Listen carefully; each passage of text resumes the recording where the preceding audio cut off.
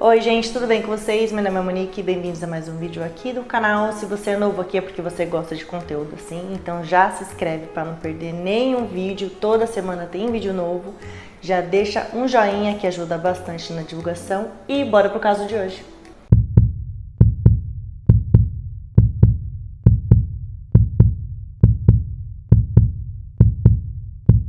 Localizada no número 112 da Ocean Avenue, em Amityville, Nova York, a casa de estilo colonial holandês foi construída em meados de 1924. Ao contrário de várias hipóteses, a construção da casa não foi feita em cima de antigos cemitérios indígenas ou de casas de bruxas. Essas terras eram simplesmente uma parte das casas construídas na propriedade de antigos colonos irlandeses. E no dia 17 de outubro de 1960, a casa foi vendida para o casal José e Maria Riley. No dia 28 de junho de 1965, quase 5 anos depois, a família Riley vendeu a casa para a família DeFeo. A família era constituída pelo pai e pela mãe, por 2 filhas e 3 filhos. A família era do Brooklyn e eles eram muito católicos. O seu filho mais velho, que era o Ronald DeFeo Jr., ele era muito violento, ele era antissocial, ele usava LSD e ele tinha várias desavenças com o pai. Chegou até a ameaçar o pai de morte. Então passam-se 9 anos e dia 13 de novembro de 1974, o Ronald Jr. chega num bar e chega desesperado pedindo ajuda, por favor me ajudem, meus pais foram baleados.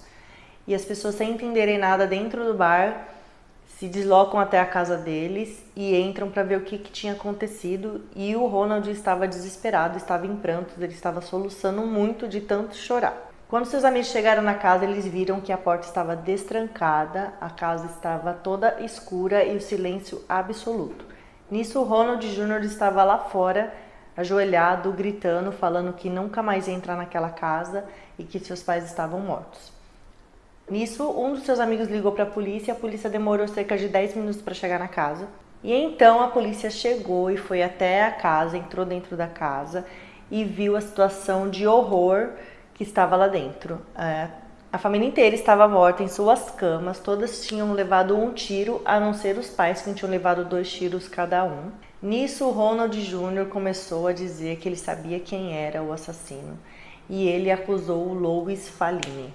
E ele disse que Louis viveu brevemente com a sua família e ele sabia que existia uma área no porão do seu pai que estava guardada uma coleção de dinheiro e pedras preciosas. Ele disse ainda que ele foi acordado no meio da noite por Louis com uma arma sendo apontada para ele e que ele tinha sido obrigado a acompanhá-lo enquanto ele matava cada membro da sua família.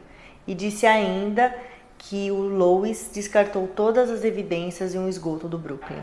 Mas logo o Ronald Jr. começou a cair em contradição e a confessar que havia sido ele. Ele dizia: tudo começou tão rápido, uma vez que eu comecei eu simplesmente não conseguia parar. Em seu relato, Ronald disse também que todos os dias por volta das 3h15 da manhã, ele era acordado com uma voz dizendo: mate sua família. Até que chegou um dia que ele, não conseguindo mais suportar essa voz maléfica, ele fez o que o espírito tanto lhe pedia. Então, às 3h15 da manhã, na noite de 13 de novembro de 1974, aos 23 anos de idade, Ronald DeFeo Jr. matou sua família a tiros. As vítimas eram Ronald DeFeo, de 43 anos, Louise DeFeo, de 42 anos, e 4 de seus filhos, Dawn, de 18 anos, Alison, de 13 anos, Mark, de 12 anos e John Matthew, de 9 anos. Ronald foi preso e o julgamento só começou em 14 de outubro de 1975, um ano após o crime. E em 4 de dezembro de 1975, Ronald foi condenado a 6 penas consecutivas de 25 anos, sob 6 acusações de homicídio em 2º grau. Apesar de Ronald ter falado de que haviam forças sobrenaturais em volta da casa e que ele tinha sido forçado e induzido a cometer tais crimes, a justiça não acreditou. E mesmo com a certeza de que ele tinha agido conscientemente, havia algumas lacunas em aberto no crime. Por exemplo, todas as 6 vítimas foram encontradas deitadas em suas camas, sem sinais de luta ou sedativos, levando à especulação de que alguém na casa deveria ter despertado pelo barulho dos tiros, já que não foi usado um silenciador. E a arma usada foi a Marlin, ou Marlin, eu não sei exatamente, 336. É um barulho muito alto e nem os vizinhos ouviram, e que normalmente deveriam ter ouvido, se fosse uma coisa normal. Eu até pesquisei no YouTube para saber qual era o grau do barulho do tiro e realmente é muito alto. É impossível alguém não ouvir. E os agentes da polícia e o médico legista que participaram da cena foram inicialmente intrigados com a rapidez e amplitude das mortes e considerou a possibilidade de que mais de uma pessoa tenha sido responsável pelo crime. Em 30 de novembro de 2000, Ronald Jr. teve um encontro com Rick Ozuna, que é o autor de A Noite de Horror do Giffel, que foi publicado em 2002. Ele afirmou que teve uma briga feia com os pais e ele ficou muito irritado com isso, então ele planejou com sua irmã Dahl assassinar os pais. Mas, a fim de eliminar testemunhas, a Dahl comete os assassinatos dos irmãos e Giffel disse que ele ficou muito bravo com isso, que esse não era o plano, então ele bate com a cabeça dela na cama e acaba dando um tiro na cabeça dela.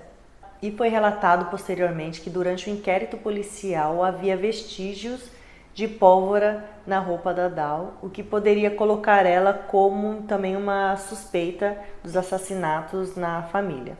Mas como o Ronald Jr. ele assumiu, então ela logo foi eliminada como suspeita. E quanto aos dois cúmplices que o Ronald havia dito, não foi possível contatá-los, mesmo porque um já havia morrido em 2001 e o outro entrou para o programa de proteção à testemunha. E Ronald Giffel Jr. morreu em 12 de março de 2021 aos 69 anos de idade. No dia 18 de dezembro de 1975, ano após o assassinato, a família Lutz, formada pelo casal George e Cat e os filhos Daniel, de 9 anos, Christopher, de 7 e Melissa, de 5, e seu cachorro, aproveitaram a chance de uma vida nova comprando a residência no valor muito abaixo do mercado, considerando seu tamanho com piscina e até casa de barco. Mas um dia antes da mudança, o padre Ralph J. Pecoraro visitou a casa para benzê-la. Foi nesse momento que acontecimentos estranhos começaram. Bastou um pouco de água benta para o padre escutar uma voz profunda masculina ordenando que ele saísse da casa. A partir daí, cada dia representava uma nova descoberta bizarra e inexplicável. No começo eram coisas pequenas, a família inteira sentia cheiros estranhos, desagradáveis em alguns ambientes, e certas partes da casa eram muito geladas em lugares que nem possuíam corrente de vento. Muitas moscas invadiam a casa, mesmo durante o inverno. Manchas pretas apareciam no banheiro, barulhos de batidas na parede. De acordo com o casal, eles também presenciavam gosma verde descendo pela parede e pela fechadura do quarto de brincar. E em uma ocasião, quando Cat estava sozinha, ela escutou a janela sendo aberta e fechada novamente em seu quarto de costura. Um amigo da família aconselhou eles a abrir todas as janelas e em seguida caminhar ao redor da casa com um crucifixo e a recitação de orações. Os Lutz decidiram experimentar, mas quando eles estavam orando, eles ouviam vozes gritando para eles pararem.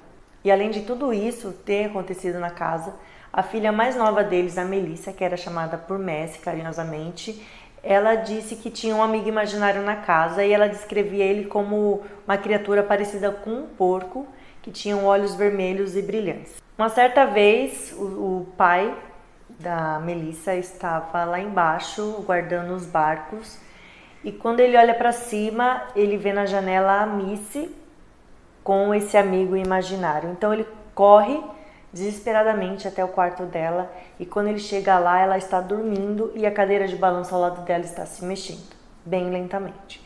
E por coincidência ou não, todas as noites o George, que era o pai, ele acordava às 3h15 da manhã e ele não entendia por quê, até ele descobrir que a antiga família, antes deles morarem lá, acontecia a mesma coisa, que foi o caso que gerou aquela história do assassinato. E por incrível que pareça, os Lutz sabiam do que tinha acontecido na casa antes mesmo de comprá-la. Então eles sabiam de toda a história dos assassinatos, enfim, e eles mesmo assim quiseram comprar a casa. Aí eu te pergunto, que uma pessoa em sã consciência faria isso, né? É como se fosse filme de terror mesmo, né? Que a gente ficava zoando, que as pessoas compram a casa sabendo de toda a maldição e todo o assassinato e assombração que tem lá. E a pessoa fala, tá bom, não tem problema, eu vou mudar assim mesmo. E leva toda a família para aquela casa amaldiçoada. E foi o que aconteceu, e aí eles tiveram a prova de que eles não deveriam ter feito isso. Então, mas eu como corretora preciso informar de que a casa teve alguns probleminhas assim e talvez impeça vocês de comprarem. Nossa, mas o que pode ser tão ruim que possa impedir a minha compra dessa casa dos sonhos? Então, aqui há um ano, uma família foi assassinada dentro de casa. Os corpos foram achados dentro dos quartos, em cima de suas camas. Aí não sabe se foi, né, uma força maligna, o que aconteceu exatamente. Então, não sei se você vai querer a casa mesmo sabendo disso. Mas é só isso? Ah, não. Então eu quero a casa sim. Eu e minha família vamos ser muito felizes. Ah, então tá bom. Assina o seu contrato. E em 28 dias depois de estar morando na casa, eles saíram no meio da noite fugidos, deixando todas as coisas para trás, com medo. E em 24 de fevereiro de 1976, os Lutz já não estavam mais morando na casa. Então, os demonologistas Ed e Lorraine Warren, acompanhados por uma equipe de televisão, começaram a fazer estudos na casa. Um grupo entrou na casa na esperança de descobrir o que estava acontecendo. Toda a equipe relatou acontecimentos sobrenaturais dentro da casa. Inclusive, o casal Warren disse que aquilo foi o mais próximo do inferno que eles já chegaram. No fim das contas, não conseguiram prova alguma e nem explicar definitivamente o que aconteceu com a casa. O máximo conseguido foi a foto de uma criança com os olhos brilhando, que supostamente seria a alma de um dos filhos mortos através das lentes infravermelhas. Porém, a autenticidade da foto é muito contestada. Depois que os Lutz saíram da casa, a casa foi vendida para uma família e essa família alegou nunca ter vivido ou presenciado nenhuma situação parecida com o que os Lutz diziam. E em novembro de 2016, a casa foi vendida novamente por $850 mil. E até o momento não foi divulgada nenhuma informação sobre casos sobrenaturais nessa casa.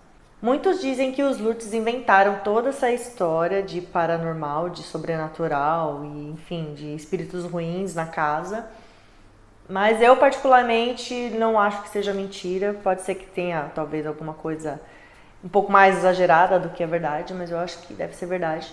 Principalmente porque os Warren foram até lá e constataram de que realmente tinha alguma coisa errada com aquela casa. Após 40 anos, o filho dos Lutz, que era o Daniel, ele deu uma entrevista afirmando o que ele vivia na casa e ele ainda disse que ele sentia cheiro de perfume forte na casa ou excrementos no meio da noite. Objetos voavam pela sala e crucifixos ficavam de cabeça para baixo. Ele também conta que viveu experiências de levitação em suas camas. E uma curiosidade é que para cada pessoa que quisesse comprar a casa, eles deveriam assinar um termo de responsabilidade de que eles não poderiam falar sobre os eventos paranormais que aconteciam na casa para ninguém. Dizem também que os moradores que vieram a morar depois dos Lutz não sofreram nenhum problema com presenças sobrenaturais, enfim, porque eles eram satanistas. Agora, se isso é verdade, a gente não sabe, então, né, fica aqui um mistério. Essa história rendeu milhares de livros e filmes que estão aí para todo mundo ver. Quem gosta de filme de terror é uma boa pedida. Eu, sinceramente, não gosto. Eu assisti só um, que é o Terror em Amityville, que eu nunca mais vou assistir na minha vida, que conta a história da família de Phil. Então, é terrível. Eu nunca mais vou assistir, mas para quem gosta é uma boa oportunidade aí também de saber mais o que aconteceu. Óbvio que eles aumentam um pouco, né? Mas esse foi o caso de hoje, eu espero que vocês tenham gostado. Você já passou por alguma situação assim? Conhece alguém que presenciou, que passou por isso? Se você conhece, comenta aqui. Eu já passei por algumas situações, então se você quer saber também, comenta aqui, que no outro vídeo eu conto. Mas é isso aí, se você curtiu o vídeo de hoje, já me deixa um joinha, se inscreve no canal para não perder nenhum conteúdo e a gente se vê semana que vem. Beijo e tchau, tchau!